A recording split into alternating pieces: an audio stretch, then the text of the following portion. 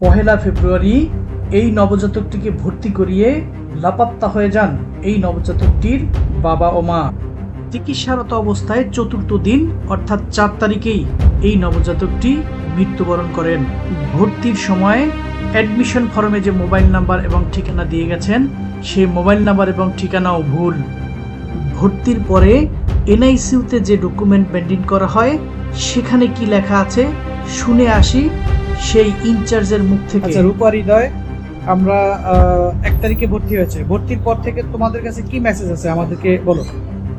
আচ্ছা রূপা হৃদয়, এটা হচ্ছে ফেব্রুয়ারির 1 তারিখে এই পেশেন্টটা আমাদের হসপিটালে ভর্তি হয় 12:34 AM। আর 4 তারিখে ভোর রাতে বাচ্চাটা মারা যাওয়ার পর থেকে এই পর্যন্ত আমরা ওনাদের সাথে যোগাযোগ করার চেষ্টা করেছি, কিন্তু কাউকে আমরা পাই।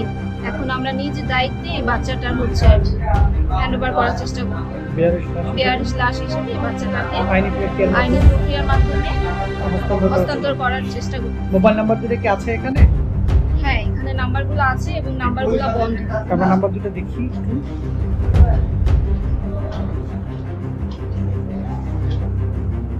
ফেলে যাওয়া নবজাতকটি সম্পর্কে তথ্য দিচ্ছেন এনআইসিইউর কনসালটেন্ট ওয়াহিদুজ্জামান স্যার। আসসালামু আলাইকুম। এই বাবুটার নাম হচ্ছে রূপা হৃদয়, বেবি অফ রূপা হৃদয়। এই বাচ্চাটা একজন অজ্ঞাতনামা মহিলা এসে আমাদেরকে জানায় এই বাচ্চার বাবার নাম হচ্ছে হৃদয় এবং মায়ের নাম রূপা। এই বাচ্চাটাকে আমাদের এখানে 1 তারিখে রাত 1টার সময় এখানে ভর্তি করা হয়। বাচ্চাকে আমার ডায়াগনোসিস করা হয় প্রিটার্ম, 30 সপ্তাহ 30 weeks, low birth weight 1.5 KG, respiratory distress syndrome, baby of RH negative mother.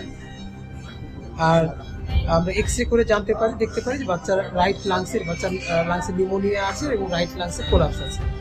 তো এই বাচ্চাটাকে আসার পর থেকে অপটিফ্লো মেশিনে দেওয়া হয়েছিল, তার কিছুক্ষণ পরে সিপ্যাট মেশিনে, এবং তারপরের দিন দুপুরবেলা ওকে ভেন্টিলেটরে দেওয়া হয় এবং যথাসাধ্য চিকিৎসা করা হয়। কিন্তু সব কিছু চেষ্টার পরেও এই বাচ্চাটা আজকে ভোর 7টার সময় মারা যায়। ওই যে মহিলা বাচ্চাটাকে ভর্তি করে সেই মহিলা যে ঠিকানা বাচ্চার বাবা এবং মায়ের যে ঠিকানা দিয়েছে সেই ঠিকানাতে আমরা যোগাযোগ করার চেষ্টা করেছি। বাচ্চা যখন খারাপ হয়ে যায়, বেশি অসুস্থ হয়ে যায়, তাদেরকে আমরা যোগাযোগ করার চেষ্টা করেছি, তারা কেউ আসে নাই। বাচ্চারা যখন মারা যায় তাদের ডিক্লেয়ার দেওয়ার জন্য যে বাচ্চা মারা গেছে সেটা ডিক্লেয়ার জন্য তাদেরকে সাথে যোগাযোগ করার চেষ্টা করা হয়েছে, কিন্তু তাদেরকে কাউকে পাওয়া যায়নি। অবশেষে এখন উপায়ন্তর না দেখে আমাদের chief consultant doctor Mujibur Rahman স্যারের নির্দেশে আমরা এই বাচ্চাটাকে এখন অজ্ঞাতনামা এক লাশ হিসেবে, বেওয়ারিশ লাশ হিসেবে আমরা পুলিশে সুপর্দ করছি।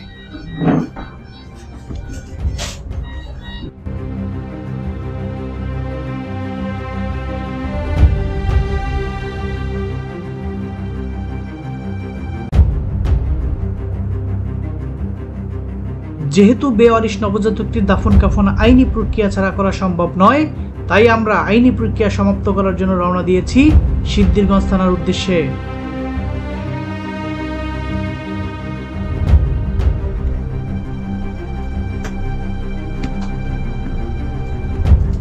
যেহেতু সাইনবোর্ড মোড় থেকে সিদ্ধিরগঞ্জ থানার দূরত্ব 6 থেকে 7 কিলোমিটার, তাই আমরা হসপিটালের অ্যাম্বুলেন্স যোগেই রওনা দিয়েছি সিদ্ধিরগঞ্জ থানার উদ্দেশ্যে।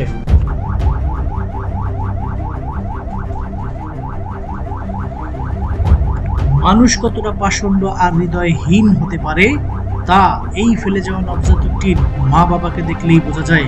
সদ্যপ্রাপ্ত নবজাতকটিকে হসপিটালে ফিরে চলে গেছেন, একদিনের জন্য খোঁজ খবর নিতে আসেননি কি অবস্থায় আছে তার বুকের মানিক, বুকের ধন।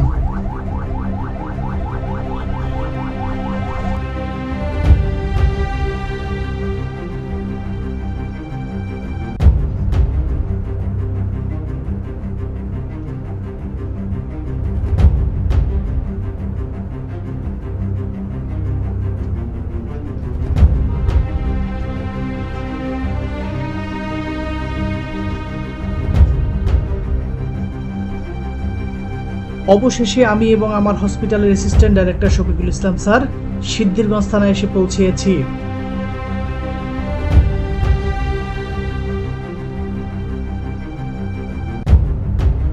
সিদ্ধিরগঞ্জ থানার অফিসার ইনচার্জ শাহিনুর আলম স্যারের পরামর্শে আমরা একটি সাধারণ ডায়েরি করি এবং তিনি একজন তদন্ত কর্মকর্তাকে পাঠাবেন বলে আমাদেরকে জানিয়ে দেন।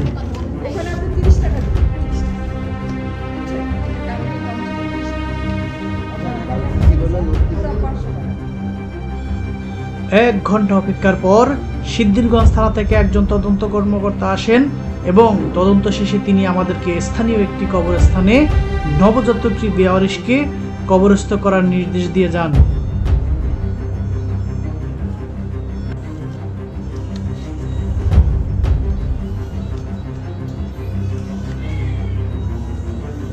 সমস্ত প্রক্রিয়া শেষে এবার আমরা নবজাতকটিকে গোসল করানোর প্রস্তুতি নিচ্ছি।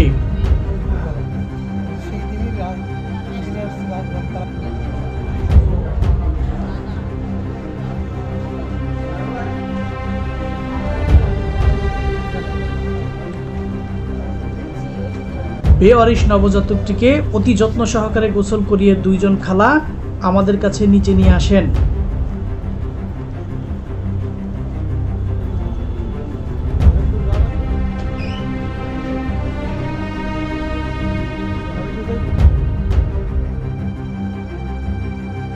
শেষ বিদায়ের সময় দুই খালার চোখে যে টলটলো পানি আমি দেখেছি, তা যদি যে মা 10 মাস 10 দিন গর্ভে ধারণ করেছে তার চোখে আসতো, তাহলে এই নবজাতকের দুনিয়াতে আসা সার্থক হতো।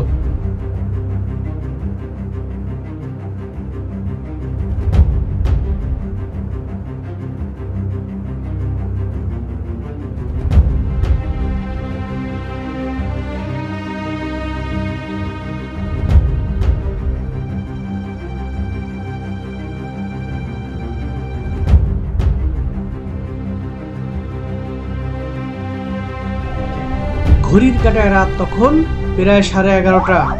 আমরা বেওয়ারিশ নবজাতকটির লাশ নিয়ে ছুটেছি মাহমুদপুর কবরস্থানের উদ্দেশ্যে।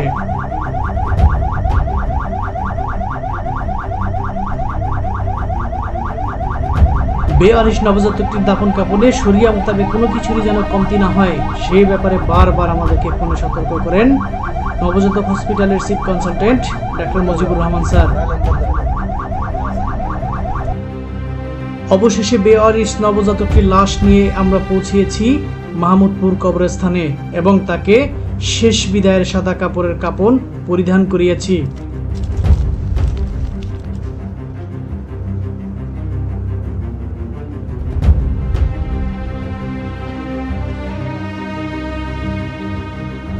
শরিয়া মোতাবেক দাফন কাফনে কোনো কিছুরই যেন কমতি না হয়, তাই আমরা শেষ বিদায়ের শেষ নামাজ, জানাজার নামাজও আমরা অ্যারেঞ্জমেন্ট করেছি।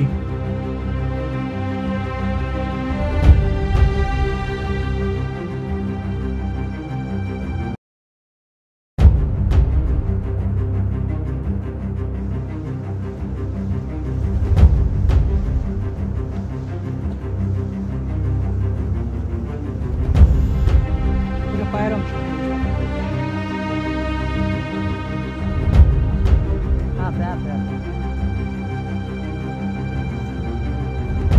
না না